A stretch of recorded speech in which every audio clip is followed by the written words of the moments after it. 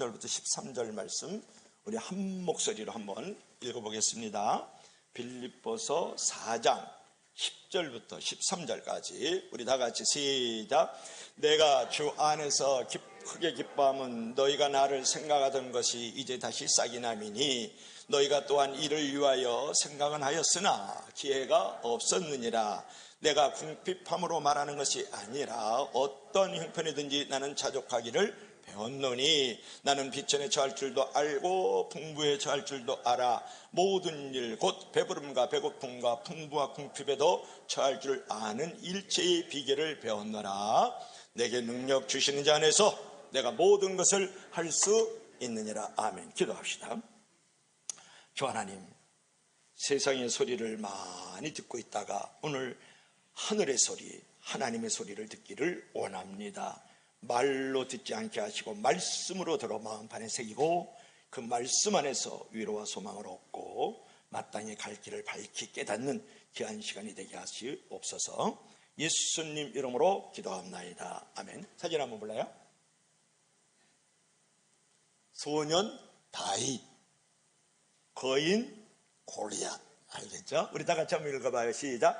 돌팔매가 빗나가기에는 너는 너무 크다. 아멘. 여러분, 유대인의 그 부모들은 자녀 교육을 시킬 때 아주 긍정적인 사고와 비전을 많이 심어준다 그래요. 그들은 특별히 성경에 등장하는 이 소년 다윗 그리고 거인 골리앗의 싸움을 종종 인용한다고 하죠. 이스라엘 사람들은 말이야 골리앗을 물리치기 너무 큰 사람이라고 생각을 했다. 그들은 두려움에 떨면서 감히 저항하지 못했지. 그러나 소년 다윗은 돌팔매가 빗나가기는 너무나도 거인 골리앗이 몸집이 크구만 자신만만하게 나아가서 드디어 돌 하나를 이마에 박아가지고 그를 쓰러뜨렸다 라고 가르친다는 거예요. 여러분, 생각의 출발점을 어떻게 갖느냐에 따라서 결과가 완전히 달라진다는 것을 말씀하고 있는 거죠. 사실 우리 주변을 돌아보면 감사할 것들이 얼마나 많이 있는지 몰라요. 단지 부정적이고 비판적인 생각들이 감사의 조건을 가로막아서 행복을 가로막고 나의 삶을 가로막고 있다는 데 문제가 있는 거죠. 그래서 로버트 슐러가 그런 말을 했어요. 불가능한 일이 존재하는 것이 아니라 불가능한 생각이 존재할 뿐이다. 그런 말을 했어요. 여러분, 할 수 있다고 생각하는 사람은 할 수 있기 때문에 무엇이든지 할 수 있는 존재가 됩니다. 근데 할 수 없다고 생각하는 사람은 할 수 없다고 생각했기 때문에 아무것도 할 수 없는 존재가 된다는 것을 여러분 알아야 돼요. 오늘은 예수님 안에서 우리는 왜 긍정적인 삶을 살아야 될까를 생각해 보려고 합니다.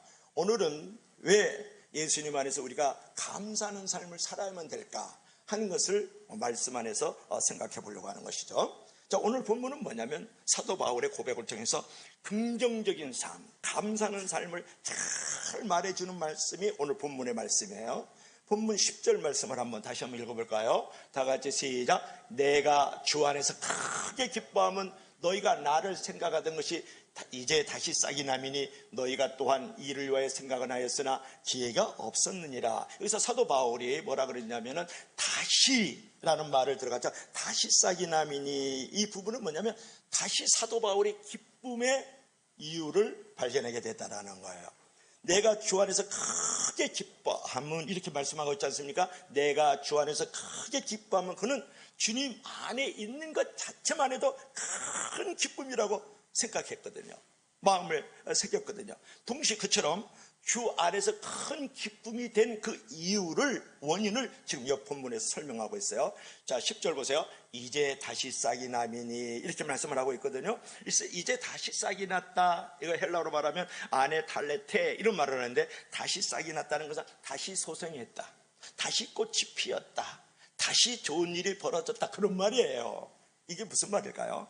빌립보 교인들이 지금 이 사도 바울이 지금 감옥에 있거든요. 감옥에 있는 이 사도 바울을 구체적으로 사랑하는 일이 다시 싹이 났다, 다시 소생이 됐다, 다시 좋은 일을 하게 됐다, 이렇게 말을 하고 있는 거예요. 그러니까 자신은 지금 로마 감옥에 있거든요. 춥죠, 떨리죠, 그 다음에 두렵죠, 무섭죠, 헐벗었죠, 굶주리고 있죠. 그런데 지금 물심양면으로 이제 사도 바울을 도와주었던 이 빌립보 교우들이 다시 싹이 난 것처럼 다시 사도 바울을 이제 도와주기로 결정을 했다는 거예요. 도와주는 일이 벌어졌다는 거예요. 그래서 크게 기뻐한다라는 말을 하고 있는 거죠. 여러분, 빌립보 교회는요, 이 바울 선교사를, 이 바울 목사를 여러 번 헌금을 했거든요. 바울에 대해서 지대한 관심을 보여주었어요. 이제 다시 에바브로디도라는 사람을 통해 가지고 헌금을 보내오고, 에바브로디도라는 사람이 지금 사도 바울이 감옥에 있다고요. 곰팡이가 슬어있고 눅눅하고 춥고 배고픈 데 있는데 거기에 손발을 닦아주고는 수바라로 지금 보내준 거야. 빌립보 교회에서 헌금도 보내주고 헌신도 할 수 있도록 만들어 주었다. 결국은 빌립보 성도들이 바울을 이제 도와주려는 그런 마음과 노력이 중단 없이 다시 싹이 났다, 다시 시작이 되었다는 것에 대해서 지금 말씀하고 있는 것을 우리가 볼 수가 있는 거죠. 그렇지만 이게 중요해요. 그러나 그는 자신이 궁핍한 상황에서 물질을 얻어가지고 풍성하게 되니까 기쁨과 만족을 가진 것이 아니라고 말하는 거예요. 내가 지금 감옥에 있어요. 눅눅해요. 곰팡이가 슬고 있어요. 배고파요. 추워요. 그래서 와가지고 헌금도 해주고 내가 이제 손발을 닦을 수 있는 헌신을 도와주는 것 때문에 기뻐하는 것이 아니라, 이게 중요해요. 어떤 형편이든지 자족하기를 배웠다. 자족하면서 기뻐한다, 그런 말. 도와줘서 기뻐하는 것이 아니라, 형편이 나아져서 기뻐하는 것이 아니라, 나는 어떤 형편이 배고파도 좋고 배불러도 좋고 헐벗어도 좋고 헐 입어도 좋고, 나는 어떤 형편이든지 자족하기를 배웠다, 기뻐하기를 배웠다, 감사하기를 배웠다, 그런 말을 하고 있어요. 자, 11절 한번 읽어볼까요? 시작. 내가 궁핍함으로 말하는 것이 아니라 어떤 형편이든지 나는 자족하기를 배웠노라. 내가 궁핍하니까 너네들이 와서 손발을 닦아주고 먹을 것 입을 것 헌금도 해줘서 내가 기뻐하는 것이 아니야, 만족하는 게 아니야. 나는 어떤 형편이든지 나는 자족하기를 배웠다, 이렇게 말하는 거예요. 여기서 자족이라는 단어가 아주 중요한 부분인데, 아우타우로스케스라는 말을 해요. 헬라어로. 꼭 공룡 이름 같지 않아요? 아우타우로스케스. 뭐 공룡 이름 비슷해요. 그죠? 근데 이 말은 뭐냐면, 스스로 내가 어떤 의지와 노력을 가지고 자기 만족을 누리는 것이 아니라, 요게 뭐라고요? 내가 스스로 의지와 노력으로 결과로 말미암아서 만족하는 것이 아니라 예수 그리스도 안에서 만족한다, 그런 말이에요. 요게 중요한 거예요. 예수 그리스도와 연합하기 때문에 나는 만족할 수 있다, 그런 말이에요. 예수님께서 공급하여 주시는 그 능력과 그 힘으로 말미암아, 그 지혜로 말미암아 나는 만족한다, 그런 말이에요. 내 스스로 만족하는 것이 아니라 예수님 안에서 만족한다라는 이 아우타우로스케스라는 이 자족이라는 단어를 매우 우리가 주의 깊게 들을 필요가 있는 거죠. 그러고 나서 유명한 자기 긍정의 선언을 합니다. 여러분 많이 들어봤을 거예요. 자, 12절 말씀 한번 읽어볼까요? 시작. 나는 비천에 처할 줄도 알고 풍부에 처할 줄도 알아. 또 모든 일 곧 배부름과 풍부와 배고픔과 풍부와 궁핍에도 일체의 비결을 배웠노라. 여러분 마스크 안 쓴 분이 더 많은 줄로 믿습니다. 다 같이 다시 한번 시작. 나는 비천에 처할 줄도 알고 풍부에 처할 줄도 알아. 모든 일 곧 배부름과 배고픔과 풍부와 궁핍에도 처할 줄 아는 일체의 비결을 배웠노라. 여러분 여기서 아주 중요한 부분이 있어요. 이게 사도 바울의 자기 긍정선언이라 그러거든요. 알았다. 무엇을 알았어요? 부경수를 알았어요? 알았다. 그죠? 여기 알고 알아 배웠다 이렇게 말하고 있잖아요. 부경수를 배웠어요? 아니요. 돈과 재물을 버는 것을 배웠다고요? 판건사가 될 수 있도록 어떤 학문과 어떤 전문성을 배웠다고요? 사도 바울은 그렇게 얘기한 적이 없어요. 돈과 재물을 버는 법을 배웠다, 또는 명예와 어떤 권력을 거머쥐는 것을 배웠다, 국어, 영어, 수학을 배웠다 라고 얘기하지 않았어요. 사도 바울이 무엇을 알고 무엇을 배웠다고요? 나는 비천에 처할 줄도 알고 풍부에 처할 줄도 알아.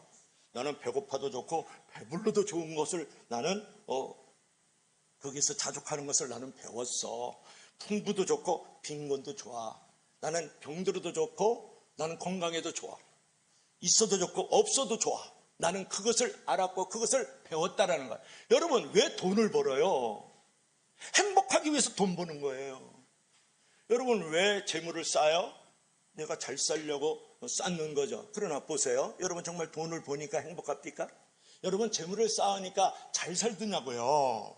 그런 게 아니에요. 정말 행복한다 그러면 사도 바울과 같이 알고 알아 아는 배웠노라. 이게 중요한 거예요. 내가 가난해도 좋고 부자도 좋고 내가 병들어도 좋고 건강해도 좋고 있어도 좋고 없어도 좋고 사물서방에 살아도 좋고 아파트 50평에 살아도 좋고 그런 일체의 모든 환경 속에서도 자족 앤드 만족하는 것을 배우는 것이 진짜 행복이고 진짜 성공인 줄로 믿을 수 있기를 바랍니다.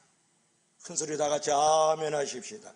사도 바울은 이렇게 살았다라는 거예요. 자기 긍정 선언이라 그래요. 이거를 얼마나 놀라운 자기 긍정의 선언입니까 여러분. 우리는 이런 자기 긍정으로 살아야 돼요. 자기 감사로 살아요. 나는 자족한다. 나는 일체의 비결을 배웠다. 여러분의 부모들이 그것을 배우지 않는 한 영원히 불행한 거예요. 여러분의 자녀들이 이것을 배우지 않으면 영원히 불행한 거라고요. 무엇을 자녀들에게 가르쳐주고 있습니까? 무엇을 부모들이 배우고 있습니까? 바울은 어떤 형편에 있든지 자족할 줄 알았던 것이거든요. 풍부한 환경에 처할 때도 궁핍한 환경에 처할 때도 참 만족 앤드 자족을 누릴 수 있는 비결을 터득하고 있었다. 그걸 알아야 돼. 그걸 배워야 된다고요. 그러면 좋습니다. 사도 바울의 자족하는 비결은 무엇이었을까요? 첫째, 우리 다 같이 시작. 긍정과 감사로 환경을 극복하라. 뭐라고요? 긍정과 감사로 환경을 극복하라. 여러분, 사람의 욕심은 끝이 없어요. 블랙홀이야. 모든 강물이 다 바다로 흐르지만 바다를 채우지 못합니다. 눈은 보아도 촉감이 없고 귀는 들어도 채워지지 않습니다. 말 타면 종 부리고 싶어요. 앉으면 눕고 싶다. 자전거 한 대만 있으면 좋겠다 이렇게 소원을 했는데 자전거가 딱 생기고 나니까 차가 보이기 시작하는 거예요. 소나다, 그란저, 에코스 막 이런 것들이 보이는 거야. 눈앞에서 그게 떨어지지 않잖아요. 그죠? 단칸방이라도 있으면 좋겠다 생각하면서 아우 사갈수방이라도 전세방이라도 있으면 좋겠다고 생각했는데 막상 단칸방을 하나 얻었어요. 그랬다 보니까 창문 바깥으로 이 편한 세상 35평짜리 아파트가 보이는 거야. 날마다 눈이 시리도록 보여. 꿈속에서 악몽으로 나타나. 막 아파트가 막 아파서 아파. 아파트를 하도 그려서 아파. 마음이 아파. 삶이 아파. 눈이 시리도록 아른거리는 거예요. 무엇을 말하는 거예요? 적당한 욕심, 거룩한 욕심은 인생의 발전을 가져옵니다. 형편과 처지에 따라서 브레이크를 밟을 수만 있다 그러면 그 거룩한 욕심, 적당한 욕심은 좋다라는 거예요. 그러나 여러분 욕심은요 승용차와 같아요. 브레이크 없는 승용차와 같아요. 그래서 어딘가에 꽝 하고 부딪혀야만 그 승용차가 서는 거예요. 욕심은 뭐라고요? 브레이크 없는 승용차와 같아. 어디에 부딪혀야만 결국은 쓰는 거예요. 부딪히는 건 여러분이 적용을 하세요. 어디에 부딪혀? 여자에 부딪히고 질병에 부딪히고 돈에 부딪히고 이웃과의 분쟁에 부딪히고 그랬을 때 쓰고 마는 거예요. 욕심이라는 승용차는 브레이크가 없다. 여러분 브레이크를 밟을 줄 알아야 돼요. 만족하세요. 감사하세요. 그것이 바로 브레이크를 밟는 거다. 그런 부분이에요. 그럼 오늘 사도 바울이 지금 그런 고백을 지금 하고 있지 않습니까? 나는 비천의 철저하고 풍부의 철저도 배고파도 좋고 배고파도 좋고 일체의 비결을 배웠느라 사도 바울은 욕심에 대해서 브레이크를 걸 줄 아는 사람이었다는 거예요. 여러분 이 세상에 어떤 환경도요 절대적으로 행복한 환경 아닙니다. 부유하고 안락한 환경에 있는 것이 축복은 아니라는 거예요. 어떤 사람은 부유하고 안일한 환경에서 살았기 때문에 인생이 나약하고 타락한 사람들이 얼마나 많은지 몰라요. 햇빛은 좋잖아요. 햇빛만 비추면 사막돼요. 메마르고 건조하고 생명이 없고 결실을 못 맺는다고요. 마찬가지로 우리가 날마다 좋아. 날마다 성공적으로 아빠 찬스, 엄마 찬스 받아가지고 아파트도 없고 엄마 아빠가 만드는 돈도 거머쥐고 있어. 또 엄마 아빠는 또 아들 찬스, 딸 찬스 얻어가지고 너무 부유하고 안일하게 살아요. 그러면 사막되는 거예요. 메마른 인생, 건조한 인생, 싹이 안 나는 열매 없는 인생이 되고 만다 그런 말이에요. 여러분 만사형통이 좋은 것만은 아니에요. 그러면 우리의 심령은 사막처럼 될 가능성이 너무너무 많은 거거든요.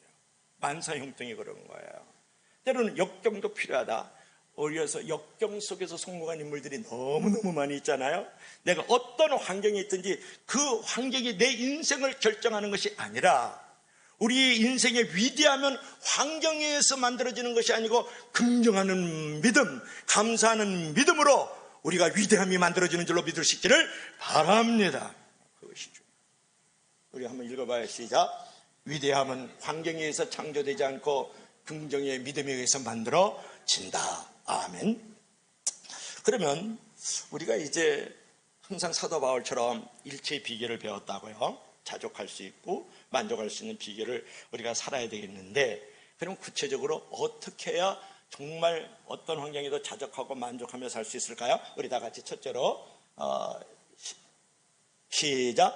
하나님의 은혜를 더욱 많이 받아라. 우리가 정말 자족할 수 있는 비결은 뭐라고요? 하나님의 은혜를 많이 받아야 자족하고 만족할 수 있어요.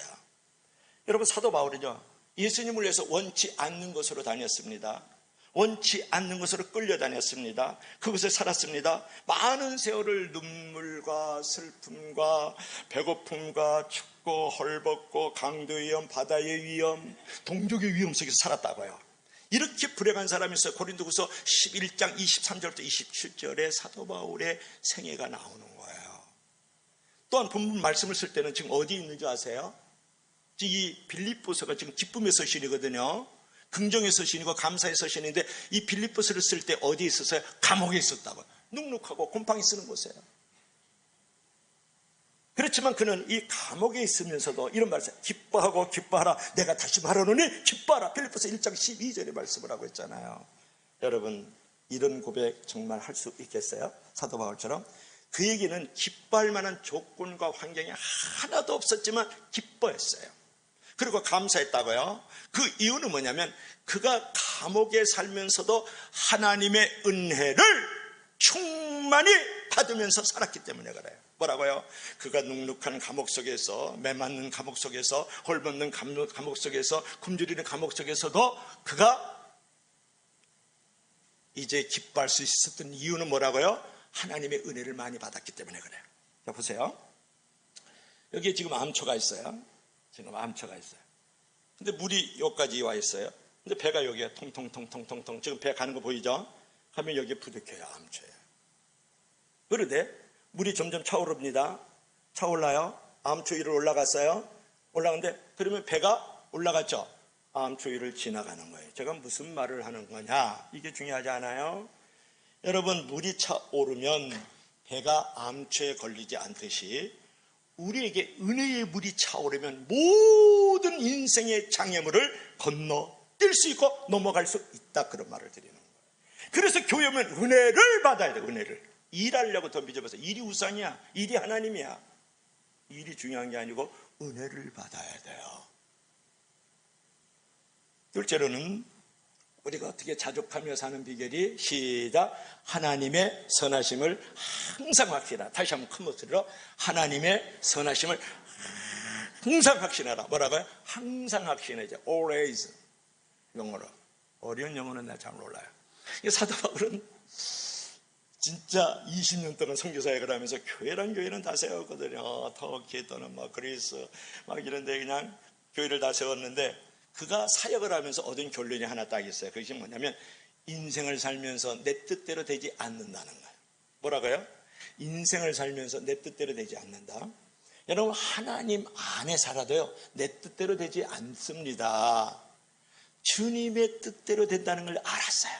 누가? 사도 바울. 그래서 인생을 절대 원망하고 불평하지 않는 거예요.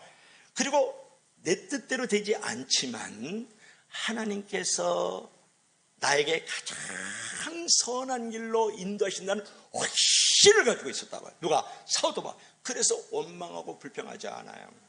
자, 보세요. 어떤 일이 벌어졌을까요? 자, 지도 한번 볼래요? 이 지도를 보세요. 이게 지금 터키예요. 터키. 뚜르키에. 이게 마게도냐, 그리스거든요. 여기 이제 지중해인데요. 여기 드루아에서 사도 바울이 기도를 해요. 하나님, 나 지금 교회를 많이 여기다 세웠습니다. 교회를 세웠으니 이제 저 비두니아, 요 비두니아를 가기를 원해요. 그러면서 힙스에 있어서 저 내륙에 들어가서 복음을 전하기를 원하면서 기도를 했더니 갑자기 환상이 쫙 열리면서 오라 너는 마게도냐로 가라는 거예요. 아니, 마게도냐면 이를 건너가야 되잖아요. 여기가 빌립보 교회거든요. 드로아에서 배를 타고 건너가야 돼. 아니 그 낯선 땅에서 여기 교회를 세웠으니까 시너지 효과가 있으니까 여기서 복음을 전하면 좋겠는데 이쪽으로 가라는 거예요. 여러분 나중에 보니까 사도 바울이 훨씬 잘된 일이라는 걸 알았어요. 왜냐 그러면 인구가 적은 내륙지방 비두니아보다도 많은 영혼들이 살고 있는 마게도니아와 그때 많은 항구들이 있거든요. 항구니까 사람들이 들락날락하고 배가 들락날락하다 보니까 복음이 많이 전파될 수 있고 유럽에는 많은 사람이 살고 있잖아요. 그 다음에 이탈리아, 그 다음에 프랑스, 그 다음에 스페인까지 있는 거예요. 땅끝까지. 그 복음이 그쪽으로 이렇게 전파될 수 있도록 하나님께서 사도 바울이 원하는 길을 막아버리고 하나님의 뜻이 그 안에 이루어졌다. 나중에 보니까 하나님이 합력하여 선을 이룬 줄로 믿을 수 있기를 바랍니다. 그래서 기독교가 급속하게 선포되면서 유럽의 복음화가 이루어졌단 말이에요. 그런데 이 사람만 그랬을까요? 즉 사도 바울만 그랬을까요? 자 보세요. 여기가 이스라엘이에요. 여기가 사해입니다. 여기가 이집트입니다. 이거 아프리카잖아요.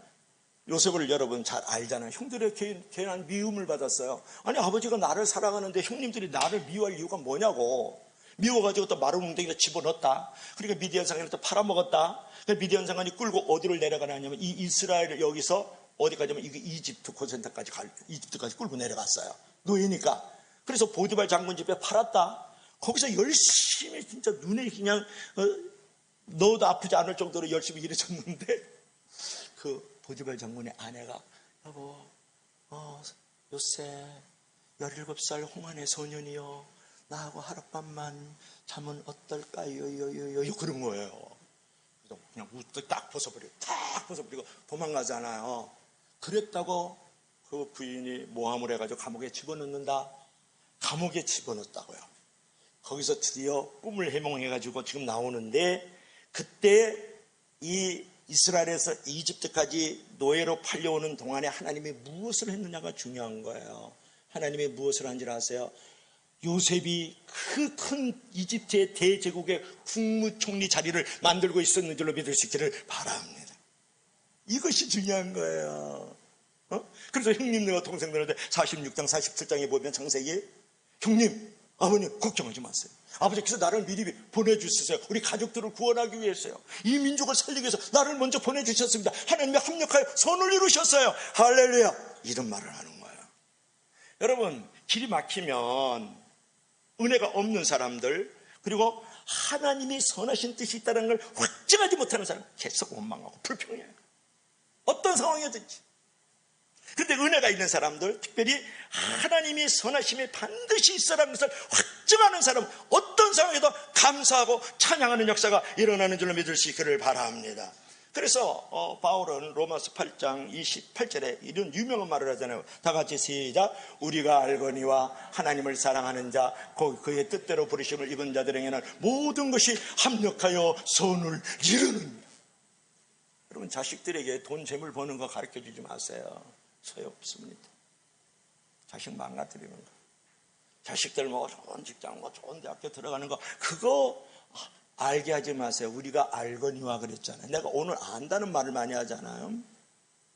그 자식이 행복하겠어요? 그것만 알면 그건 지옥에 빨아들이는 거고 진노와 재앙의 자리에 머물게 하는 거죠. 우리가 알거니와 내 자식이 알거니와 우리 부모가 알거니와. 오늘 이상하네요. 설교 준비를 이렇게 안 했는데 지금 설교가 이렇게 나오는 거예요. 성령이 인도하시는 것 같아요. 무엇을 알아요? 하나님을 사랑하는 자, 하나님이 부르신 자들에게는 모든 것이 합력하여 선을 이루는 것을 알아야 되는 줄로 믿을 수 있기를 바랍니다. 이걸 알아야 되는 이거를. 그래야 행복한 거야. 그래야 진짜 성공적인 삶을 살아갈 수. 그것이 바로 진짜 긍정이고 그게 바로 진짜 감사잖아요. 그처럼 우리는 어떤 상황에도 합력하여 선을 이루심을 믿고 어떤 상황에도 하나님께서 나를 사랑한다고 고백하고 감사해야 돼요. 그런 삶 속에 행복하게 사는 일체의 비결이 거기에 있었다. 사도 바울이 그랬다라는 거. 어떤 상황이라 그랬어요. 어떤 처지라도 그랬어요. 무조건 하나님이 선을 이루고 계시러. 그리고 그분을 찬양하고 그분을 영광을 올려드리면서 감사해야 되지 않을까요? 여러분 다시 말씀을 드리지만 어떤 길이 막히면 요셉처럼 길이 막히고 사도 바울처럼 길이 막히면 하나님께서 다른 길을 열고 계시고 어떤 문이 닫혔어요. 하나님 나를 왜 거기에 못 들어가게? 아니요. 다른 문을 열고 계시는 중이라고 생각하세요. 그래서 하나님은 반드시 선을 이루시되 나의 인생의 유익과 축복을 위해서 항상 나를 사랑하시고 나를 부르셨다는 것을 믿을 수 있기를 주의 이름으로 간절히 축복합니다. 자, 두 번째는 마지막으로 상고하겠습니다. 다 같이 시작. 긍정과 감사로 고난을 극복해라. 우리가 이 땅에 살아갈 때 정말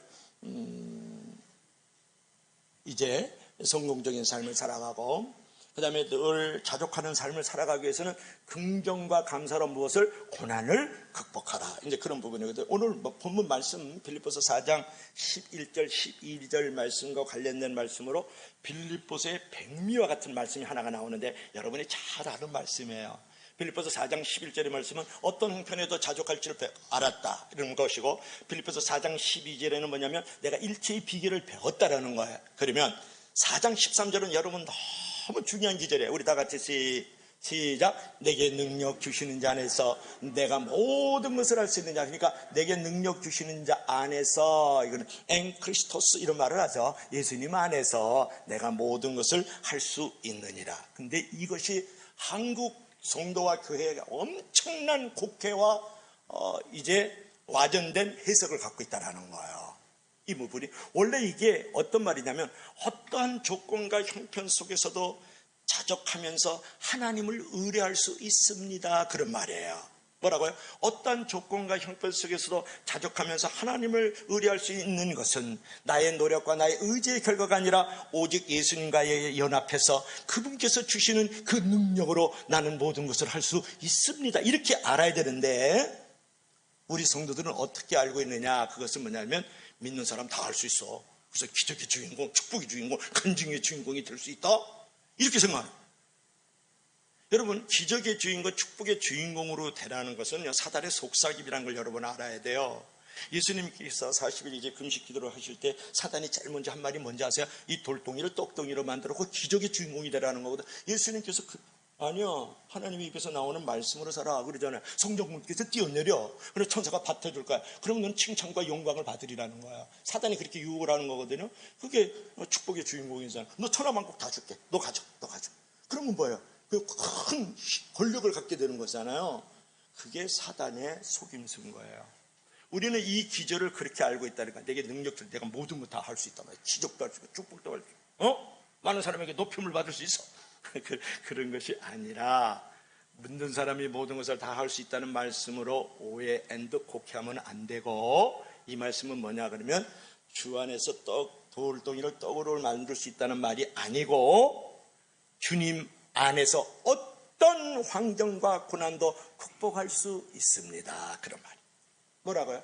내가 예수님 안에서 어떤 상황과 조건에서도 고난에서도 실패 속에서도 극복할 수 있습니다라는 말을 우리가 그렇게 올바로 알아야 된다, 그런 말이에요. 여러분, 사실상 돌이 떡으로 변하자는 기적보다 더 큰 기적이 뭔지 아세요? 염려와 근심으로 살던 사람이 어떤 염려와 근심의 고난과 실패가 다가도 하나님을 감사하고 하나님을 찬양하는 게 정말 기적이지 않습니까? 그런 변화가 진짜 기적인 거예요. 돌덩이는 떡으로 만들어놨는데 날마다 불평하고 원망하고 교만하고 거만하고, 간증덩어리가 아니라 그냥 거만덩어리가 되면 안 되죠. 여러분, 우리는 어떤 상황에서도 긍정과 감사의 생각을 가지고 모든 부분들을 해석할 줄 알아야 된다는 거예요. 그 어려운 상황을 잘 극복할 수 있는 사람이 믿음의 사람이요 성령의 사람이라는 거예요. 되게 성공하는 사람들은 긍정적인 면을 봅니다. 감사하는 면을 이제 보거든요. 자, 사람 하나 보여줄까요? 어떤 부분일까요? 여러분, 꼭 송명희 시인 나 가진 재물 없으나 나 남이 가진 것 있으니, 그런 찬양 잘 알죠? 송명희 시인 한 60이 벌써 넘었더라고요. 그렇죠? 저랑 같이 갔던데 지금. 저랑 같이. 다 같이 읽어봐요. 시작. 나 남이 가진 것 없지만 나 남이 갖는 것 없네. 뭐 송명희 시인 더 얘기하면 안 되죠. 저기도 얘기를 한번 했는데 의사가 잘못해서 내성마비가 왔어요. 그래서 얼마나 불행해야 됐어요. 근데 최근에 제가 시를 설교하기 위해서 이렇게 책들을 뒤져보다 너무 은혜스러운 시를 하나 발견을 했어요. 보세요. 너는, 이런 시거든요. 좋은 것 속에 좋은 것은 좋아 보이지 않고 아름다운 것 중에 아름다운 것은 아름다워 보이지 않는다. 빛 가운데 있는 빛은 빛나지 않는다. 너는 가서 좋지 않은 것들 속에서 좋은 것이 되라. 너는 가서 아름답지 않은 곳에 가서 아름다움이 되라. 너는 빛이 없는 곳에 가서 빛이 되라. 너는 향기가 없는 곳에 가서 향기가 돼서 너는 이를 다하라. 너무 멋있지 않아요? 이런 얘기예요. 여러분은 쉽게 설명해도 잘 못 알아들 때가 있기 때문에 내가 풀어주면 어떤 사람은 그래요. 야, 저 교회 건물 엄청나거든. 근데 건물도 엄청난데 성가대가 300명씩 앉아있디야. 이렇게 생각하세요. 그게 인생을 긍정하고 감사하는 삶이 아니야. 그래서 그게 좋아하는 거 따라간다? 그게 좋은 거 아니에요. 내가 오히려 좋은 건물을 만들고 좋은 성가대를 만든다 그러면 그것이 바로 긍정의 삶이고 그것이 감사하는 삶이 아니겠어요? 하나님이 그것을 좋아하지 않겠느냐 말이에요. 송민기 시인이 그 얘기를 하는 거예요. 어떤 사람, 우와 그게 자 주차하기 좋아, 주차하기 좋아. 주차 팍 때문에 주일학교 엄청나다고 거기가 아주 그냥 주일학교 교육 진짜 잘 시키거든. 차 확 집어넣어놓고 말이야. 주일학교만 뛰어놀면 말이야. 너무 좋잖냐? 그게 나 좋아해. 여러분 주님은 그걸 원하죠. 네가 주차장이 되어지고 네가 주일학교가 그렇게 만들어질 수 있도록 만드는 것을 좋아하잖아요. 그 같은 환경을 바라보더라도 그런 긍정적이고 그런 감사하는 면으로 모든 것을 바라볼 때에 진짜 자족하게 되고 행복의 일체가 있는 줄로 믿을 수 있기를 바랍니다. 중요하죠. 그래가지고 여러분이 잘 아는 사람이 뭐냐면 천하를 다 정복을 하고 호력을 하던 한 사람이 있어요. 나폴레옹. 나폴레옹. 나라는 걸 빼야 돼요. 또 성경에 나라는 것은 나쁜 거거든요. 나폴레옹. 근데 나폴레옹이 하는 말이 있어요. 나는 일생 동안 6일 동안만 행복했다. 6일 동안만 행복했대. 행복 자체를 그렇게 생각을 해요. 근데 보지도 못하고 듣지도 못하고 말하지도 못하고 제대로 저기 하지도 못하는 장애를 갖고 있었던 헬런 켈러잖아. 헬런 켈러는 뭐라 그러면 나는 일생 동안 아름다웠다. 나는 일생 동안 사랑스러웠어. 일생 동안 값 있는 삶을 살아왔어. 나는 너무 감사하다 라고 고백했던 사람이 헬런 켈러예요. 그러니까 자기를 위해서 자기 소유만을 위해서 쫓아가면 일생이 불행한 거예요. 일생이 실패해요. 그거는 가장 가난한 자야. 그 사람 나폴레옹 가장 가난한 사람이었다. 일생을 6일만 행복했대. 헬런 켈러는 보지도 못하고 듣지도 말하지도 못하는데 일생을 아름답고 귀하고 값진 인생을 살아왔다고 고백을 하잖아요. 그런데 우리가 이제 이렇게 불행해지는 이유는 뭐냐면 자꾸 견눈질해서 그래요. 왜 옆을 자꾸 봐? 옆에 우리 어머니 가시는 말씀이에요. 어머니 나 진짜 옷 한 벌 사주랄게. 진짜 막 신발도 막 고무 신발 사주고 나 진짜 운동화도 하나 안 사주고. 우리 그때 운동화 신는 사람이 드물었거든요. 그럼 막 코트를 입고 와 얘네들이. 그때도 어려운 때인데요. 인천 영일 국민학교 했는데 옷 사달라고. 나도 코트 한번 사줘 진짜 막. 제가 막 땡깡쟁이니까요. 뭐 장만대기는 뭐라도 제 막 개구장이로부터 인천시 남구 용현동 38번지에서 다 알았어요. 그러니까. 우리 어머니들 하시는 말씀, 야 이놈의 새끼, 응? 위를 바라보고 사. 그리고 땅을 바라봐. 옆을 바라보지 말고 전부 땅을 바라봐. 낮아지라 그 말에 낮아지라. 이게 자꾸 옆을 바라봐서 문제거든요. 특별히 남자들이 옆을 좀 바라보지 마세요. 옆집 할머니가 왜 이렇게 좋은지 몰라. 옆집 아줌마가 왜 이렇게 땡기는지 몰라.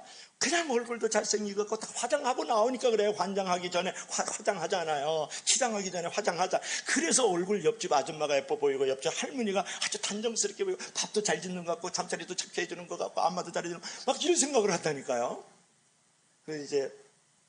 그래가지고 그 할아버지가 할머니한테 불만이 많아야 되죠. 근데 제가 이번에 노년에 가서 요새 많은 책을 읽고 지금 세미나를 많이 듣고 있는데 김준일 선생님 잘 들어요. 이용우 집사님 하는 사람 없어. 근데 60대, 70대, 80대, 90대 할아버지들이 경로당에 모였어요. 모였는데 다들 눈탱이가 밤탱이가 돼갖고 온 거예요. 눈탱이가 밤탱이 돼갖고. 그래서 막 군이랑 하면서 이렇게 쓰니까 70대 할아버지가 60대 동생 할아버지한테 야 너는 왜 이렇게 눈탱이 밤탱이 됐냐? 그러니까 형님 말도 하지 마세요. 아유 나 진짜 아니 내가 오늘 이제 저기 뭐야 그 가방을 들고 가길래 여보 저 가방 들고 어디 가는 거요? 그랬더니 내 마누라가 하는 말이 당신이 내가 뭐 가방 들고 나가는데 뭐 보태준 거 있어? 아 그래서 내가 한 방 때려가지고 눈탱이 밤탱이 됐어. 그럼 형님은 왜 눈탱이 밤탱이 됐어? 이렇게 70대가 하는 말이 들어보세요. 아침에 국이 짜더라고. 그러니까 왜 국이 짜냐 그랬더니 이놈의 할망구가 방구를 뿡끼면서 하는 말이 너는 주는 대로 처먹어. 왜 그래? 그래서 한 대 때렸다는 거야. 그래서 또 밤탱이가 됐다는 거야. 김강원 집사님 조심해야 돼. 그러니까 오늘 형님 80 형님 이제 뭐 형님은 왜 그러신 거예요? 그러니까 아니 오늘 아침에 할머니가 나가더라고. 그래서 나도 데리고 가. 그랬더니 잠자코 그냥 공국 그냥 끓여서 처먹고 가만히 있으면서 한 대 때리더라고. 그래서 또 맞았다는 거야.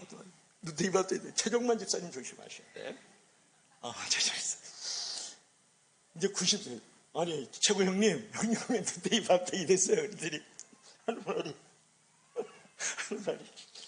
진짜 웃으면 안 되는데 코미디언이 웃는 거 봤어요?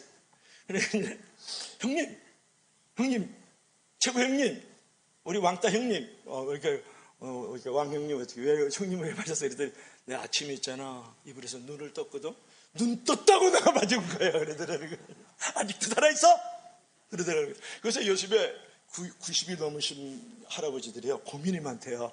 아침에 눈을 떠야 되는지 감아야 되는지 잘 모르는데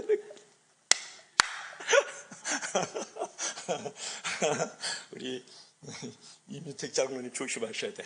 그러니까 우리가 지금 무슨 말이야 자꾸 옆집 보지 말고. 왜냐하면 옆집 할머니는 잘해주는 것 같고 막 그냥 다 그러죠. 그래도 우리 교회 식구들은 뭐 장로님이든 뭐 안수 집사님이든 아내 집사님이든 그냥 부인 집사님이나 권사님 의도 터지는 사람은 없잖아요. 의도 터지는 사람은 없잖아요. 때리는 사람 없잖아. 그러니까 곁눈질 하지 마세요. 옆에 있는 아줌마들 막 쳐다보면서 저긴 잘해주는 것 같고 저 할머니는 뭐 서비스가 좋을 것 같고 이런 생각하지 마라. 아직도 나는 제가 알기로는 우리 교회 집사님들 우리 안수 집사님들 우리 장로님들 의도 터지지 않고 있는 줄로 믿으시길 바랍니다. 얼마나 감사해요. 믿으시면 다 같이 아멘 하시기 바랍니다. 그래서 우리가 중요한 것은 뭐냐면 행복이라는 것은 만족하게 사는 것이고 불행이라는 것은 불평하면서 사는 것이에요. 여러분 만족하지 못하는 환경에서 만족하면서 사는 것 그것이 믿는 사람들에게 주어진 하나님의 은혜이고 행복인 줄로 믿을 수 있기를 바랍니다. 그래서 우리 환경이 나빠서 가정 환경이 나빠서 사회 환경이 나빠서 내가 이런 일을 당했다 자꾸 사람을 원망하고 환경을 탓하면 책임 의식도 없고 축복 의식도 없는 거예요. 내가 그리스도 예수 안에서 모든 것을 할 수 있다라는 것은 어떤 환경과 어떤 실패, 어떤 고난과 어떤 시험도 내가 넘어갈 수 있는 존재는 그리스도 예수와 연합만 하면 그분이 주시는 공급하여 주시는 힘과 그 능력과 지혜로 말이면서 말이에요. 누가 범죄를 저질렀는데 환경 때문에 내가 배가 고파가지고 훔쳐먹었거든요. 그러면 죄를 극복할 수 없죠. 잘못했거든 환경을 탓하지 말고 자신을 탓해야지. 공부부터는 내가 공부방이 없어가지고요. 과외를 못해가지고 그렇게 한다 그러면 그 잘못이 끝이 없어지잖아요. 여러분 공부방 없어도요. 선생님 없어도 1등하고 전교 수석하는 친구들이 얼마나 많은데 사람은 환경에 동화되지 말고 환경을 변화시키는 주체가 되어야 되는 줄로 믿을 수 있기를 바랍니다. 그래서 우리는 환경을 핑계하지 말고 그리스도 예수 안에서 환경을 변화시킬 수 있는 하나님의 사람, 믿음의 사람이 되어야 되는 줄로 믿을 수 있기를 바랍니다. 우리는 영적 진흙을 위해서 어떤 환경과 고난의 물결, 실패의 물결이 다가오다 오히려 영적 진흙을 위해서 따라가는 고기가 되고 거슬러 올라가는 고기가 되어야 된다는 거예요. 영적 진흙이가 죽어가지고 고난과 실패, 시험의 물결에 떠내려가는 존재가 되면 안 된다는 거예요. 그러기 위해서는 어떻게? 내게 능력 주시는 자 안에서 내가 모든 것을 할 수 있느니라는 것을 확증하고 확신하는 믿음을 갖기를 바랍니다. 자, 결론 볼까요? 결론 좋습니다. 자, 우리 요걸 먼저 한번 읽어봐요. 시작. 하늘에게 행복을 달라 했더니 감사를 배우라 했다. 다시 한번 시작. 하늘에게 행복을 달라 했더니 감사를 배우라 했다. 여러분, 행복은 내 주머니 안에 내 마음 안에 있다는 유명한 말이 있어요. 감사가 있을 때 행복한 것이지 행복의 무지개를 쫓아다니면 행복은 없어요. 그래서 불행한 거예요. 감사하면 행복하다. 우리 다 같이 읽어봐요. 시작. 주 안에서 인생 역전 가능하다. 주 안에서 모든 환경에서 행복할 수 있다. 주 안에서 긍정과 감사로 살자. 그래서 사랑하는 여러분, 오늘 맥주 감사주일이에요. 밀과 보리를 거두어서 하나님께 올려드리지는 않지만 이 지난 6개월 동안에 우리의 삶의 자리를 7가지 나의 생명과 건강과 가정과 이 도시와 나라와 민족을 지켜주셨잖아요. 그래서 날마다 긍정하면서 감사함으로 모든 고난과 실패, 환경들을 극복하며 살아가고 넘어가며 살아가는 저와 여러분들이 되길 주의 이름으로 간절히 축복합니다. 축복합니다.